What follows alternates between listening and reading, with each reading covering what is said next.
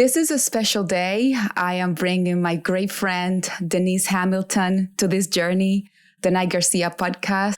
Denise, from the moment I met you, I saw you from far away. We were at the summit, and this girl that just recently met at the summit, she's like, you got to meet Denise. And she just grabbed my hand and she's like, she's over there. And you turn and you had this beautiful smile.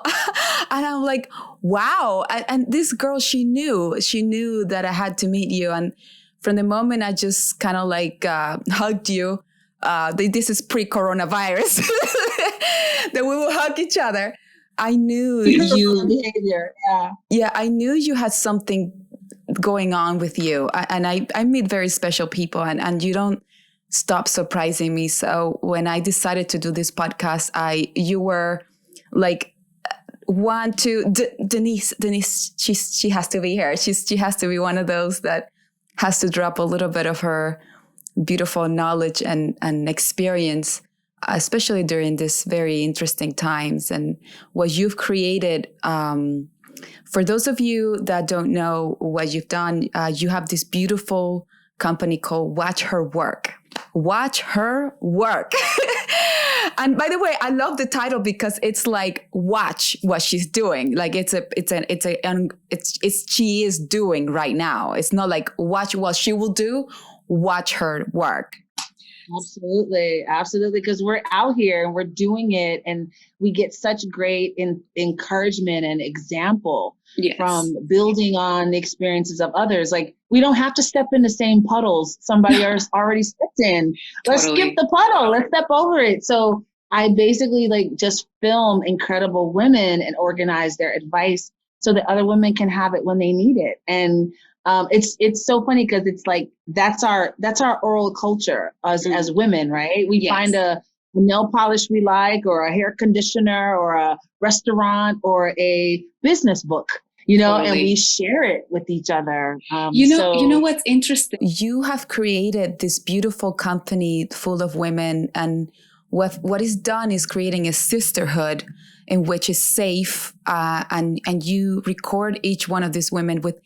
And everybody has a story, like everybody has a different experience, and it doesn't matter where you come from, you can always relate to each one of these women. And I just wanted to ask you, do you understand what you've created? Do you understand the impact that it's done to women? Because sometimes the reason why I ask is because sometimes we do things because we have this vision and we have this passion and we make it happen. And along the way, you keep dragging, that passion and it's succeeding. It's like, it's happening. But then it's very hard for us to look back and understand what we've done. And I wanted to ask you, do you understand what you've done for women? Do you get it? I just think that I never want to stop creating, and I never want to stop building and developing. So it is a process where I have to challenge myself to stop and say, you know what? You did that, sis. That was amazing. I don't think I think I have that process. So sometimes I put it in my calendar, celebrate, because we forget. We don't really take the time to just appreciate what you've built, what you've made, what you've created. I am lucky in that. But isn't that typical being a woman? We never celebrate our own. Isn't that typical? I feel like guys celebrate everything they do all the time, but isn't it typical that we don't celebrate that? Right? And we define ourselves by what we haven't done instead of by what we have done. Yes. Right. And so I think it's really a personal challenge for me to make sure that I am sharing the journey. And I'm kind of big on sharing the ugly parts of the journey. Yes. I'm one of those crazy people that goes on social media and says, today sucks. Today is really terrible. I dropped the ball today, because we are in this space that everybody shows the highlight reel, and nobody shows the struggle or the journey or the battle, the difficulty. And so I feel like, I'm moving into this space of being more well-rounded, in that I celebrate enough, and that I'm transparent enough to say when things are really tough, right? And people, I want to truly inspire people. You don't inspire people if you just show them all the glossy, right? Because it's alienating and it makes them feel like they can't do it too. Absolutely. You show them, I'm having some rough days myself. Then they can say, okay, they can relate. She's not perfect. You know, this is hard, but it's not impossible. Yes. And they have to see you overcome something. Yes. And in a space where so many people are, they have these dreams inside of them that they haven't yet found the courage to jump out and manifest. I think it's really important to create a space where people feel like they can learn how to do it. And if they're looking at me and that makes them feel like they can do it, then I win. You did your job.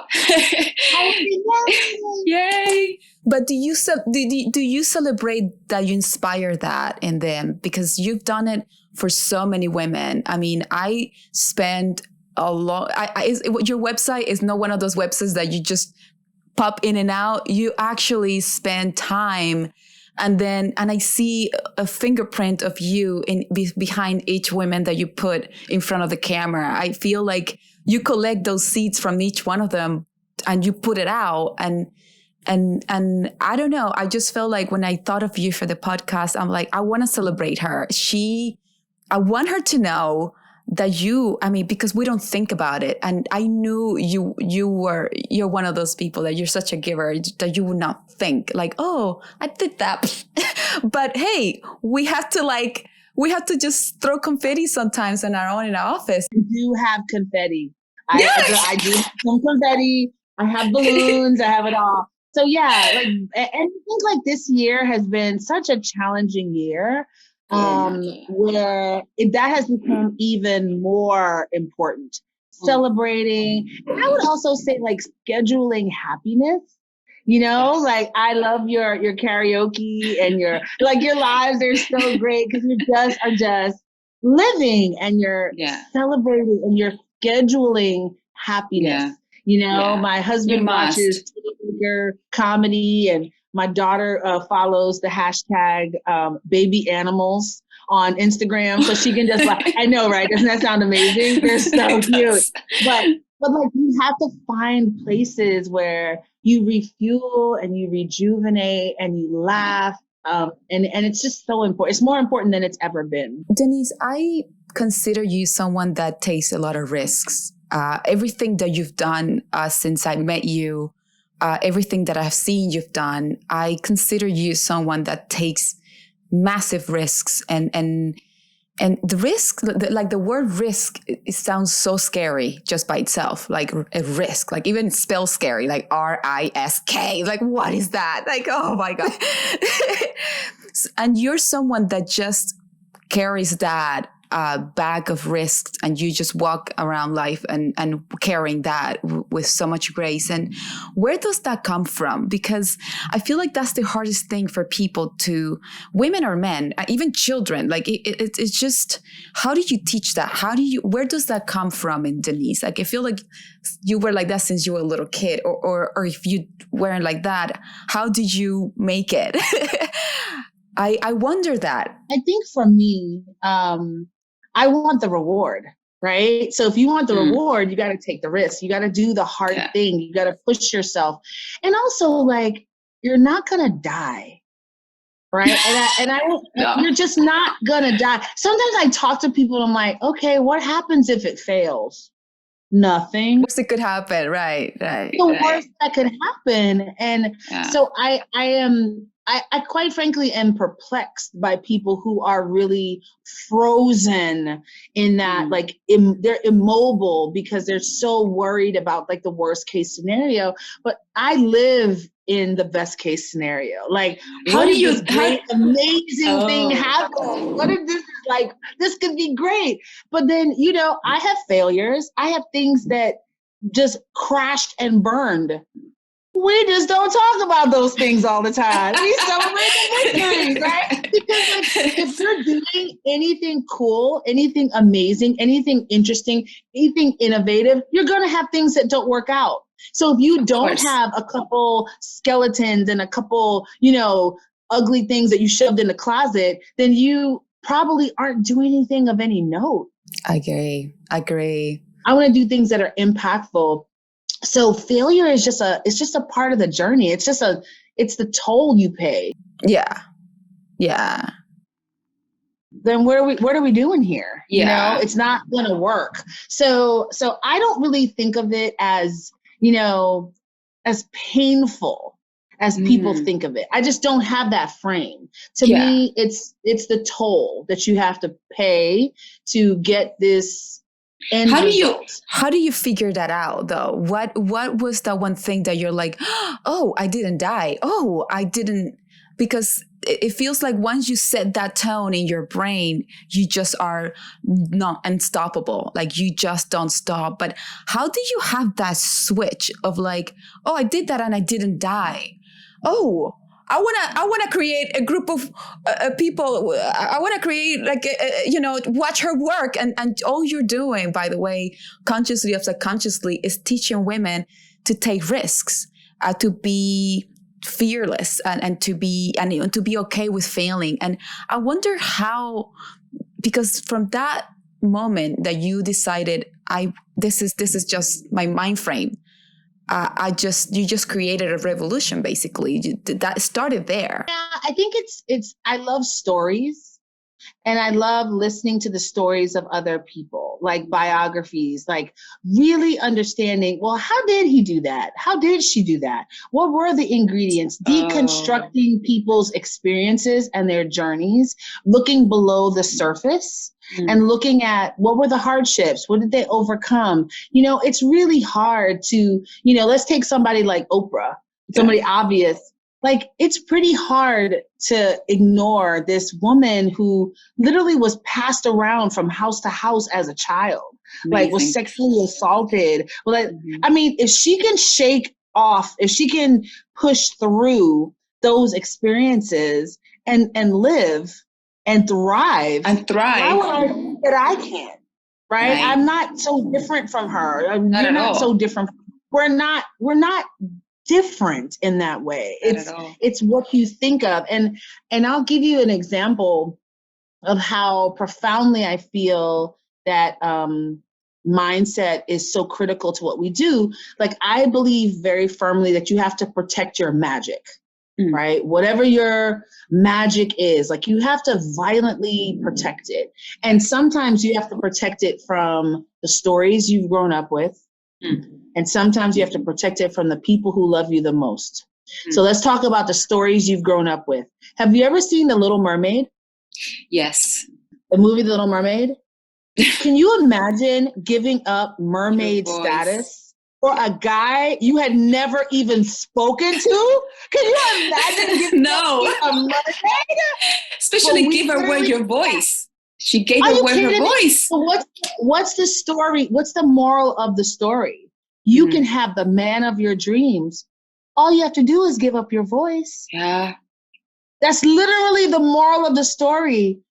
How do we sit our little girls in front of this story for the last however many years? It's millions of children that we've exposed to that message. Is that the message that we want them to have? No. So you have so many stories that are bouncing around in your head that tell you what you can't do. Rapunzel. Remember Rapunzel was in the tower? In the tower. Rapunzel, she helped her mother, the witch, get in and out of the tower. She helped the prince get in and out of the tower. Girl, it was your own hair. Help yourself get out of the tower. Yes. Why didn't she help herself? Helplessness. Right? So these stories have taught us to be helpless, and we can't survive. We can't win that. We can't do that.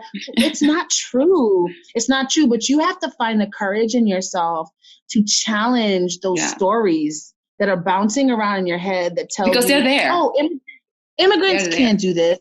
Black people can't do this. Latina women can't do that. You have to, because if you don't shut out those stories, they will modify your behavior. Totally. And you won't try. You won't even try. And then the second part of that, like I said, the first thing is you have to watch your stories, but you have to watch the people that love you. Just because they love you doesn't mean that they have the best message for you. right? There's a confusion there. They want to keep you safe, right? But you're not built for safety. No. You're built for adventure, right? And so because I have a limitation, it's very easy for me to project that limitation onto you, right? Oh, you will never make it as an actress. Right. You will never make it. I got all that. You can't go to that school. You can't do, like, people will always tell you what you can't do and what, and sometimes under the guise of keeping you safe and quote unquote helping you. But you have to understand that they weren't given the vision. So they don't see it the way you see it.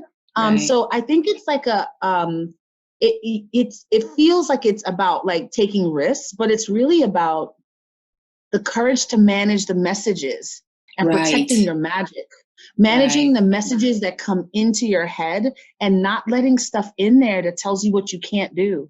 There's a whole world telling you what you can't do. Oh God. Who in your face is telling you what you can do? And who you can be and what's possible. Those are the people that you need to have in your space and in your circle, supporting you and encouraging. And guess what? If you fall flat on your face, those are the people that will help you get you up, dust you off, and push you into the next challenge. So I think that's such an important piece of this journey. And I think that's what you created with Watch Her Work too. It's just kind of like this group of women that have fallen and decided, oh, I learned that, and this is what I could do better. And this is, if you're in that situation, what you could do better. And it's kind of like changing the culture, right? It's changing the culture we grew up with. Because what's interesting is what you're saying, the stories. I am from Cuba. I speak another language, and I listen to the same stories. Like this, the Little Mermaid is a worldwide. It's like universal. Like we all carry these stories. Like just because you come from, I don't know, Japan doesn't mean that you don't listen to them. No, they all know that same story. So it's something that we all carry and we can all relate to, and we can try to be conscious about it. And also our kids too. Like, were you conscious of that when you have your daughter? Did you make things different for her in terms of the stories? I really did. Oh, I really good. did. I'm very much a believer in not being force-fed imagery or belief systems. I really wanted her to find out what she believed for herself. You decide for yourself. You think about these things for yourself. My job is to teach you values and morals and good behavior. It's not to force feed you with any kind of ideology. And so, you know, if she she's way more girly girl than I am. I'm kind of tomboy, as you get at, but she's way more girly girl than I am. And so, you know, I think if you, so often, you know, you have a person, if they don't like beets, their kids don't like beets. If they don't like salad dressing, their kids don't like salad dressing, because they have superimposed and taught their children, how, you know, just to think in the same way they think. And so I worked really hard to not do that and to let her be her own person. And more than that, it's a pretty important lesson for me that you have to learn how to read the kind of, you need a nonsense meter. You need to be able to listen and hear what someone's saying, but really assess, oh, that's ridiculous. That's not true. That limitation, like, and so I really think that skill is so underrated. It is. That we don't teach and we don't practice it ourselves, of being discerning. I think the word is discernment. And wisdom, right? You can play a million different parts. There's a million different roles that you could be participating in, and you don't take them all. Why? Because you understand the power of imagery and the things that you could be, the messages that you could be sending that you don't really want to send. I don't want to send the message that we're all maids. I don't want to send the message that we're all, right? I'm not interested in that, right? And so I just think that it's so important to like have an intentionality about the decisions you make and the choices you make. I don't mind failing. No. I mind not trying the thing I wanted to try. Totally. I mind not honoring the value that I believe in and not being true to myself. That's where I struggle. But I don't struggle with trying, because if I try and fail, at least I tried something that I believed in. Yeah. usually in the journey you can change or find the direction. Sometimes when we try things and we fail, you're like, actually, now that I'm here, I like going in this direction. This is like more empowering than this vision. So sometimes when you fail in the ground, you're like, I actually wanted to go that way. Wait a minute. So it's a journey of how to maneuver and be open about it too. And I also think like you have to see the whole thing as the journey. Exactly. Like this one little incident, this one little failure, it's just a piece of this much bigger pie. Yeah. So the things that I've done that weren't as successful, or I didn't enjoy them as much, or whatever, they're still things that make me. Of right? course. They're why I think the way I think. They're why I do things the way I do. So nothing is wasted. Never. Right? So I just don't think of it as catastrophic. I just never do. There's very few things that can happen, especially in like business or work or whatever. Like you get up and you go fight another day. I care about my family and their health, and those things are catastrophic. But whether or not you got a deal or whether or not something worked out, tomorrow's another day and another one will come along. And the beautiful thing is that as you go along, that vision, it's very empowering. So it makes people follow your journey. This is why I wanted to bring you in, because I feel like you project this much of confidence in yourself that, hey, we are going through this difficult time. I still have my vision. I still have my message. Tomorrow's going to be another day. We're going to figure this out. It's like you elevate the game with your vision and the way you kind of see the world. And that's what makes all the difference, right? Well, what's the alternative? I mean, what's the alternative? To crawl in bed and cry all day? To sit Some and watch people do that. And some people do. I don't even understand that. They sit and watch the news all day long. And I'm like, girl, do you have a cure for COVID? Are you in the lab? Like I just think that whatever activities you're doing should be moving you closer towards your goal. Absolutely. Right. And whatever that goal is, I'm not telling you what that goal should be, but I just think like you have to look at like what you feed is what grows. So if you're feeding your fear, if you're feeding your panic, if you're feeding your frustration or your sadness, it's going to grow. Yeah. Right. So it is so critically important to challenge yourself. Yeah. To find it's an everyday work too. It's something you have to work every day. Stay connected. Talk to friends that are encouraging and positive. Don't call that friend that you know is going to say, "Oh my God, the sky is falling." Like find people that are just figuring a way out. You know, and I think of two stories when I think of this time. There's two stories that have really inspired me. You know that we sent a man to the moon in the 60s. Amazing. They had computers that were not even as powerful as the phones that we have in our pocket right now. And they put a man inside a tin can and they sent him to the moon and he came back alive. Yeah. And told the story. We can do hard things. We really can. We have the capability to do hard things. And we need to remember that. We can process this. We can figure things out. I had 2 words for the month of August. I always have a theme for every month. And so my theme for August was optimize and organize. Organize and optimize. And I did things like my living room was dark.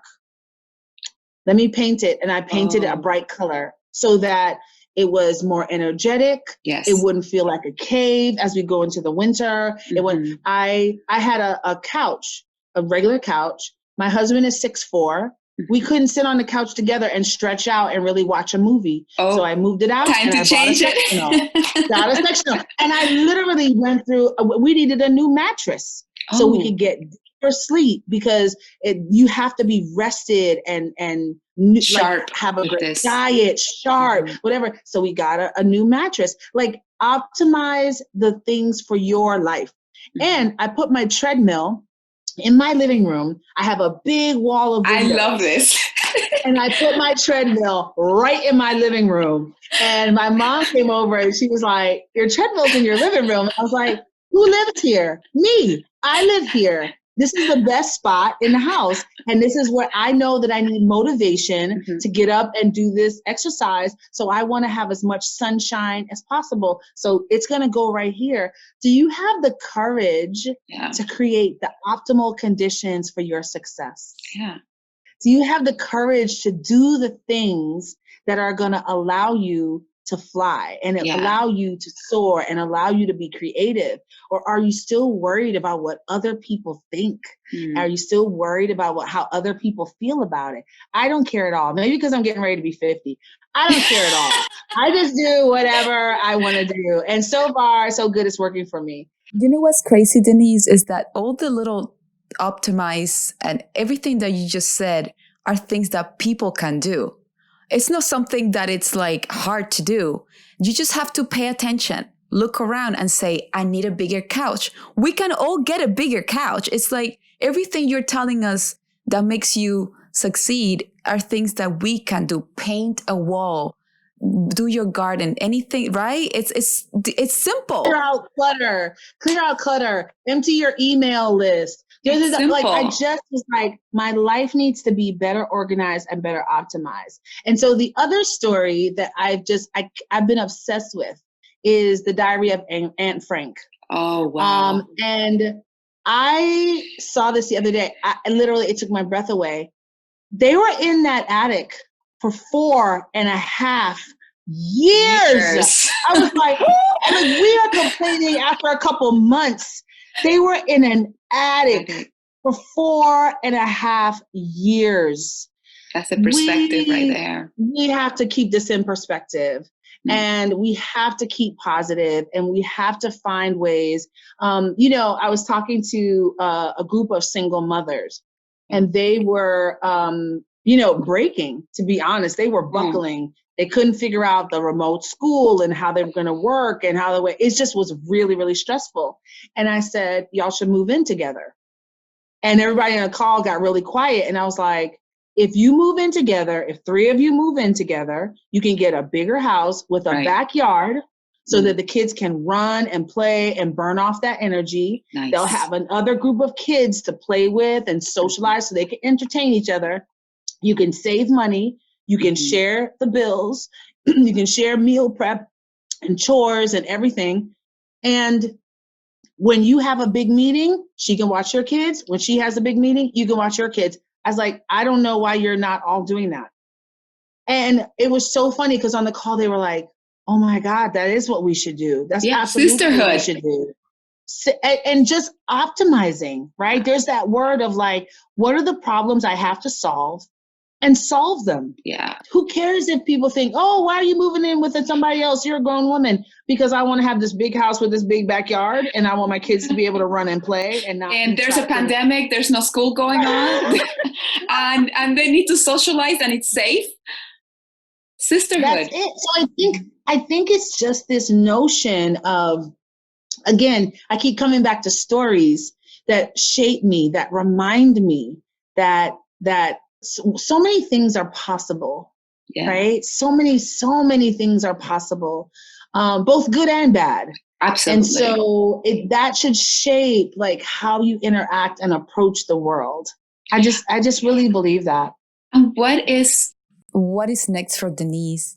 Where are we going from here? Because we're in a really good spot. I mean, we need more. That's why I wanted to talk to you and chat. And I just feel like this is exactly the conversation I've been wanting to have with you, because I take so much out of it. Every time we meet, right? It's been like, I wish we could record this. Every time I always text you the next day. I'm like, we always say that. We do that. Always like, Denise, I love talking to you yesterday. Thank you. Lunch was amazing. Like it's one of those things that I always keep with me. And every time I think of you, that feeling comes back present. Like it's like, okay, and it's time to catch up again. And where are we going from here? Where is your little beautiful brains of yours? What is that projecting? Where are we going? Because we're going. I'm going with you. So I've been doing a lot of work with corporations and with organizations about ally training, how to be an ally, especially as it relates to race and gender. After the murder of George Floyd, so many people, so many companies shifted their attention to say, wait a minute, we got to fix this. Like something is not right here. And I have really enjoyed the conversations that I've been having around what that looks like. How do you really help? How do you really help solve these problems? What does being an ally look like? And it might surprise you, but I think a big part of allyship is optimism. Of course. Right? That you have to believe that this can be better. It's not hopeless. We can fix these things. We can improve. We can do hard things. So I've been teaching that a lot, being brought in by numerous companies to do that training. And I wrote a book, and it's going to come out. It's coming out in the next couple of weeks, called Do Something, an Ally's Guide to Changing Themselves so they can change the world. Oh, wow. That's awesome. I think you told me a little bit about this. You've been working on this for a while, right? It is finally coming out. It is. Great timing. We need it. We need it because everybody wants to change the world, but they don't want to change their own world themselves. Right. And I really want to challenge people to figure out the ways that they can move everything further. Because I think that as long as we think of these problems as the person over there or that other person is doing it, it's not me. It's not the choices that I'm making.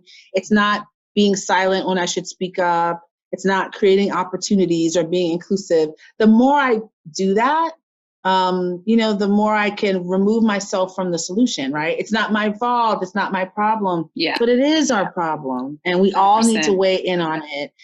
So I'm really enjoying this experience of helping people to figure this out through a lens of positivity. Not so many times these conversations are so negative. They're so heavy. They're so, they focus so much on draining, what the differences are. And I really want to focus on what the opportunities are. And do you feel we're ready for it? Do you feel we're ready to receive? Yes. And who is we? Who is we? Like I don't need everyone in the world to be ready. You need, just imagine if 1 million people improve by 10%. You have changed the world. 100%. Right? really. Yeah. Yes. If 1 million people improve by even 10%. And that's so massive. It's kind of this idea of just take a step. I don't know about you, but in this COVID time, I feel like I'm in a time vortex. I feel like it was March 15th yesterday. Me Literally, too. I can't wait, what day is it? What time? The time is going to pass anyway. You might as well do something fabulous with it. You might as well do something impactful with it, right? Yes. Because it's going to pass anyway. And so that's the space that I'm kind of really busy and active in right now. So still doing a lot of work with women, but also really stepping with my full body into this race conversation to make sure that we get actual movement and actual success. We can do better. Oh, 100%. I feel like after the whole George Floyd, after what happened, this movement kind of something is woken up.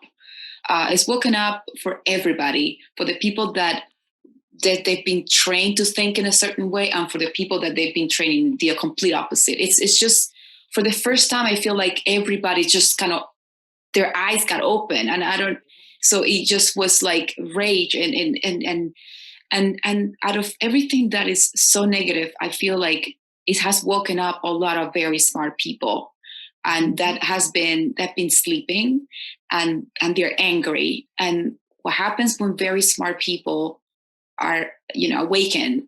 I feel like that, like what you say. If we can change that 10%, we don't have to do a 360. It doesn't make any sense. Nothing is going to change like that. We have to take those baby steps and be open and receptive. And I feel like it's weird how through the whole pandemic, the whole George Floyd happened. We were all home. We couldn't avoid but to look at what happened. We had to look it up. We had to feel it, and we have to be educated. And it just could not happen in a better situation that we could really take it all in. And now you came up with this great idea to educate big corporations and how to change it and how to change the culture too, right? Whichever one it is, it's just the entire culture has to be shift a little bit, like a little shift. Yeah, but you have to listen. You have to listen to people when they share their experience, not substitute what you think happened or substitute what happens in your life or in your world. You have to listen to people as they share what they're going through and what they're processing. And that's true across the board in any way. We need to be better listeners. Yeah. We need to be better at receiving information. And, you said like a lot of people became awakened. And I think that's really true. And so as you turn on, you basically like lit up a million new people that are like, wait, I want to learn more about this. I want to grow. But then we have to be careful, right? Because of homeostasis. I don't even remember homeostasis from 9th grade biology. Like whenever a system, when you're cold, your body shivered. Yeah. When you're hot, your body sweat to keep you normal. Right?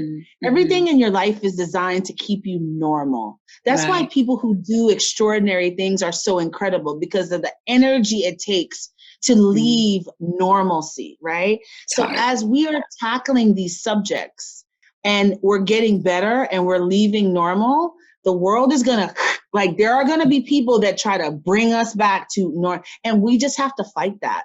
We have to refuse to allow ourselves to ever go back to how it used to be. That we're only moving forward. And it has to do with the stories that you were talking about before. It's just trying to keep those stories that were taught to them when they were little. That little mermaid, it was not a mermaid, it was something else, but that's still there, floating. And it's natural not wanting to change and take the risk and be like, we can do better. And that's better. And who are you without your stories, right? Your stories are what make you. Yeah. So if I come along and I say, this story's not true, that story's not true, that story's not true, it rattles you, it shakes you to your core. And so we have to be sensitive to that side of it as well, right? Of like, how do we bring people along and allow their stories to evolve, but not rip them from them, and because you trigger a defense of it. Like there's people who they don't care about Confederate statues, but they are out standing in front of Confederate statues. Why? Because they're threatened and they're triggered. How do we remove those triggers? And just like, how do we have these conversations in a logical way of just what's historically accurate and what really makes sense? But what we have to be sensitive to is your stories are what make you. And so a lot of the stories that we've been told are not true. And that is a very hard reconciliation. Right? Of just, what does that mean? Like George Washington. I don't know if you learned this when you were a child. George Washington, when we were kids, we were told that George Washington's teeth were made of wood. Really? Yep. He cut down a cherry tree. We have all these stories that we were taught as kids. George Washington's teeth were made of wood. Like if I said this in an audience full of 1,000 people, 700 people would say wood, right? Do you know what his teeth were actually made of? No. He had false teeth. They were made of two materials, ivory, rhinoceros, and elephant teeth. And they were made from the teeth of enslaved people. He would pull the teeth from his slaves, or he would buy teeth from another slave owner, from that slave owner's slaves, and he would make dentures for himself. Whoa.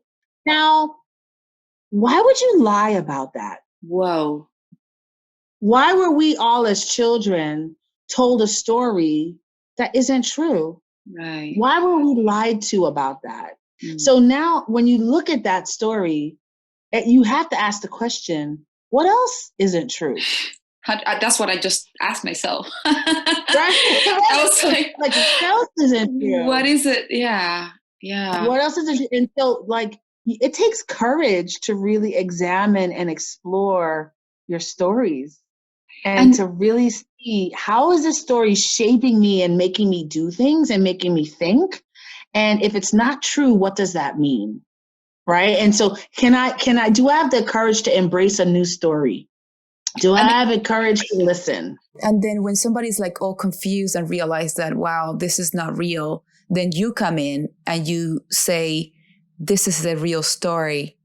How do you present that? Because I feel like that's your job right now, right? Like how to teach or present or educate.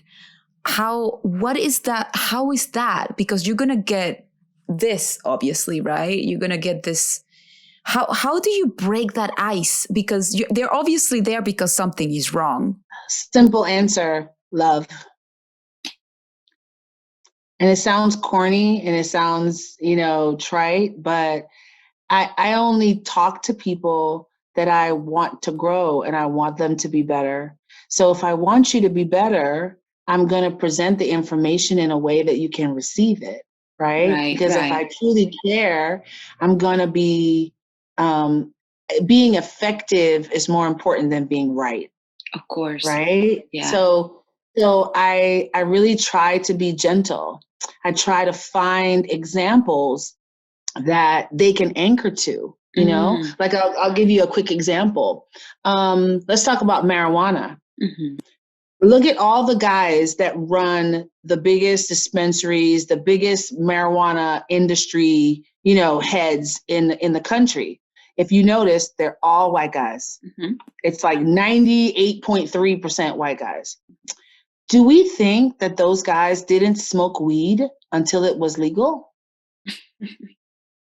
Exactly. You see why? Yeah, because it's ridiculous. They were smoking weed the whole experts. They decided to open a business. Yeah.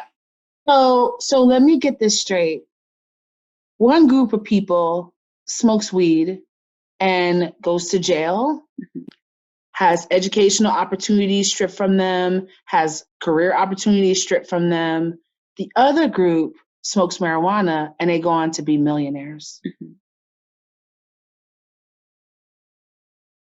Same week. That's not about, it's same the plant. Same week, same situation. So if you're a fair person, you hear an example like that and you're like, that's true. That's all. That's my job. My job is to present. Connect it, right? Just connect it. Like, just be fair. And fairness is an underrated skill. I was going to say that. Yeah. It's underrated. Just be fair. What do you want for your kids? What do you want for your family? For what opportunities do you want for yourself? Mm-hmm. Right? Like, would you want, if you're an amazing actress and you think like the average white actress, would they like every role that they play to be a maid or a criminal? Yeah. Of course or a prostitute.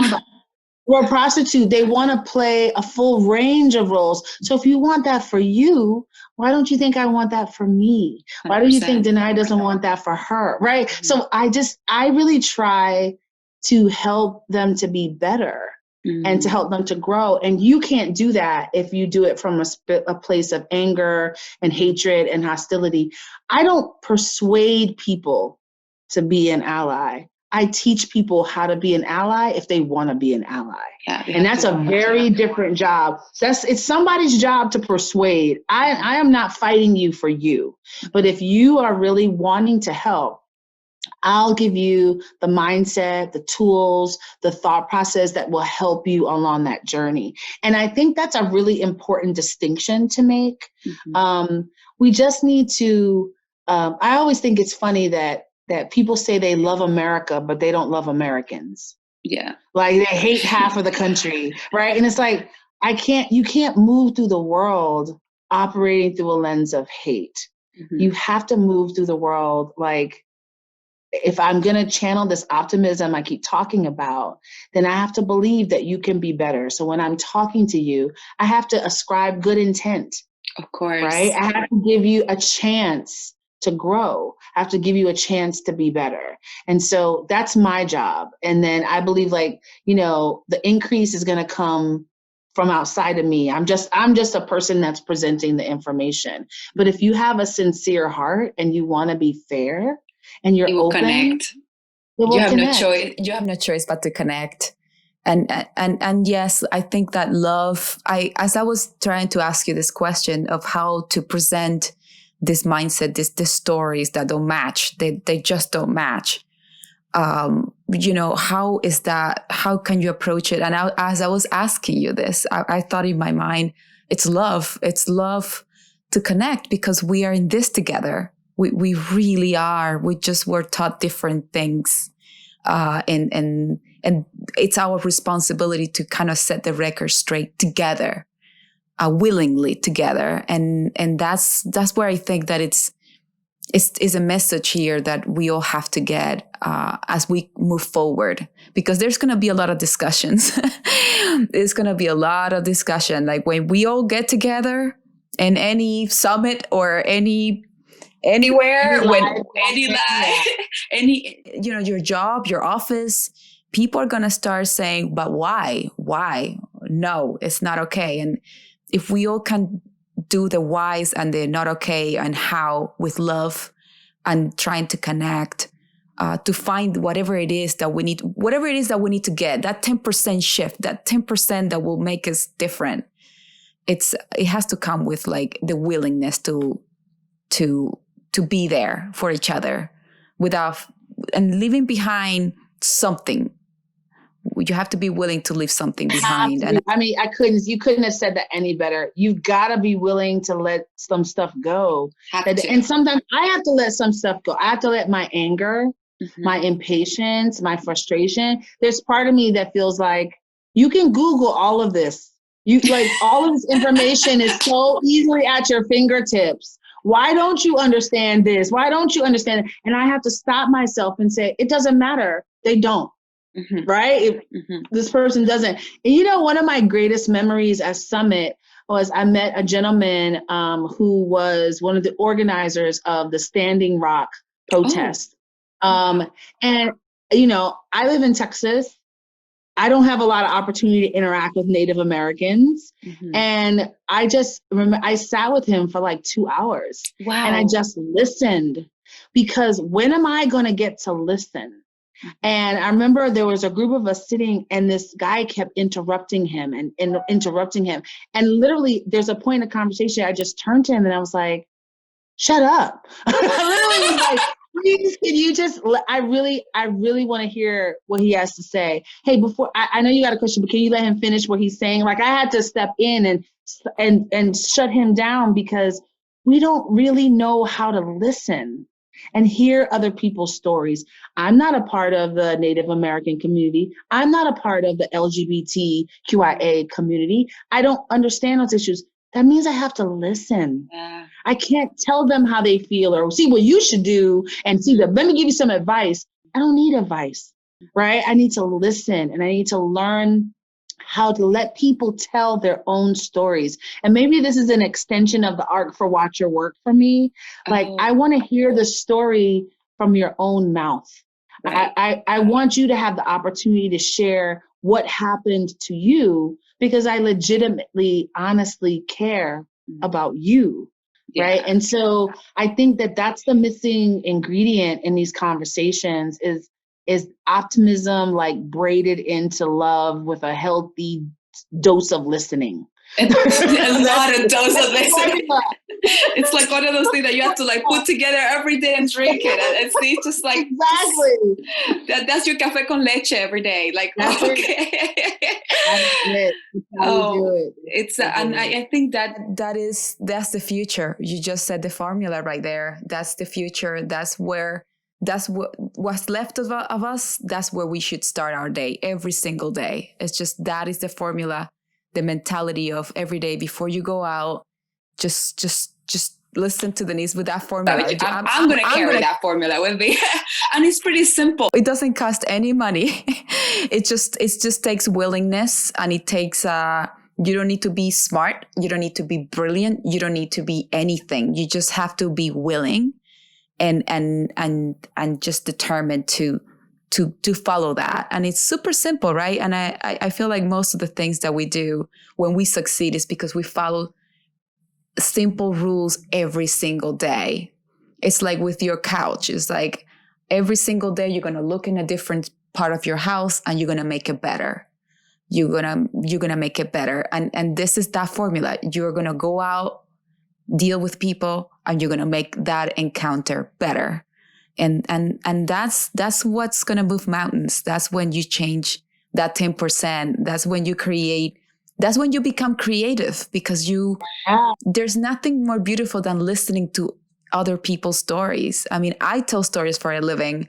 This is what I do. Imagine some of us, we just decide to live one story, which is the story they taught us. And that is just one page in the entire book. Imagine, in a huge book. In a huge collection of books. And you are one page. This person is another page. We're so many. And that is what makes the book exciting and beautiful. It's not just one page. And we need to stop thinking one page. We're not one page. We are an entire library. If we let ourselves be. And so it's really safe to stay in that safe, like small one hamlet, page. But you're cheating yourself out of this incredible world and all of these incredible people. Like, I think about, like, how random is it that you and I met, and people don't, like, if you're listening to this podcast, you don't even understand. Danay and I can talk for 4 hours. Oh my God, we've done it.